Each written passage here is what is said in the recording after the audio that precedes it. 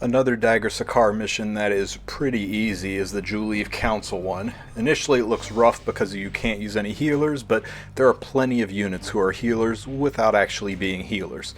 Any ranger that you can put Bloodstone on, like Landy, makes for a great healer unit. Falconer Clarissa has a healing passive every time she takes a turn, so stack a whole bunch of speed on her, give her the Justice for All artifact or the Nostalgic Music Box, and she self-sustains quite a bit. Ras is a great healer for himself. His S3 heals himself. Kitty Clarissa can have her S1 EE to heal. And then there's units like Guider Aither, who's a healer wearing a mage's skin.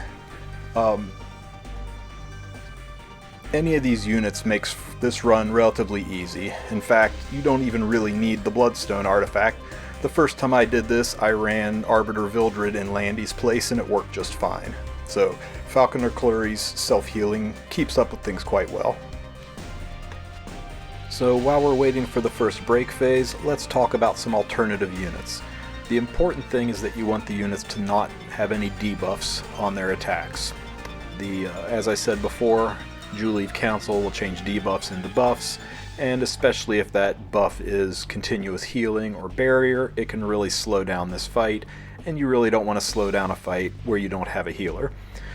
So, in place of Kitty Clarissa, a good alternative would be Fire Lilias. Fire Lilias has a S1 that will dual attack with somebody else on the team, that can push Flurry up, that can be additional damage for you, and Fire Lilias S3, like Kitty Clarissa's, also cleanses the poisons off your team. Another good alternative would be Mediator Coeric, hand guy. His spamming of immunity, his cleansing of all debuffs, his giving everybody attack buff, he's really one of the best units for this, but he's not super common for the average player.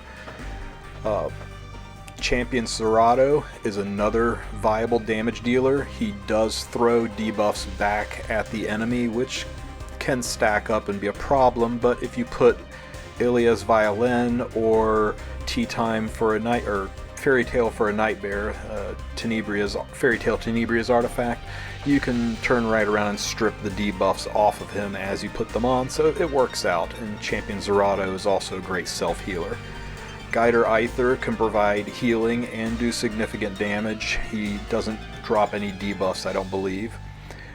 Really strong self-healers like Apocalypse Ravi or Fire Ravi are also excellent options for your damage dealers.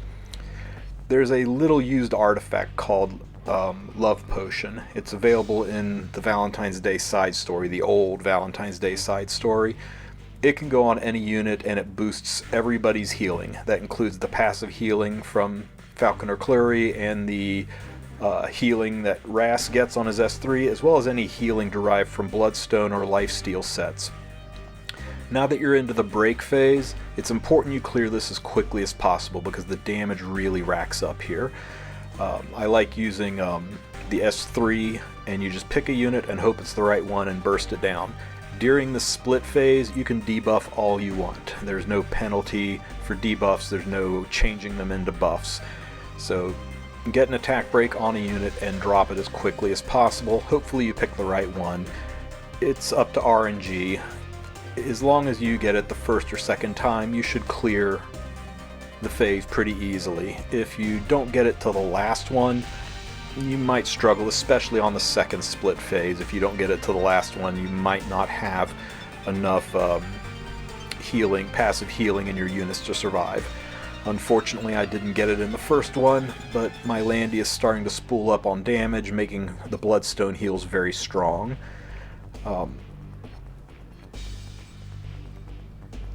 Of course, I don't get it until the last one either, so this is a good example of a worst case scenario run.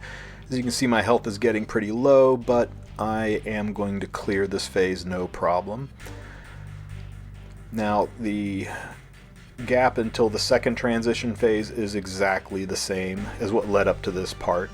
You're just tanking the damage, trying not to put down debuffs, using your Bloodstone and your passive heals to keep everybody healthy until you get to the next split phase, and then at that split phase you once again can start debuffing, pick one to try to defense break and try to burst it down. If you get it in the first or second try, you'll easily clear phase. And that's really all there is to it. So I'm going to go ahead and speed up the rest of the video so you can watch it through to the end if you like. And I hope this helps you complete this Dagger Sicar mission. If you have any questions, please feel free to ask them in the comments, and if you like the video, then I'd appreciate if you give me a like or a subscribe.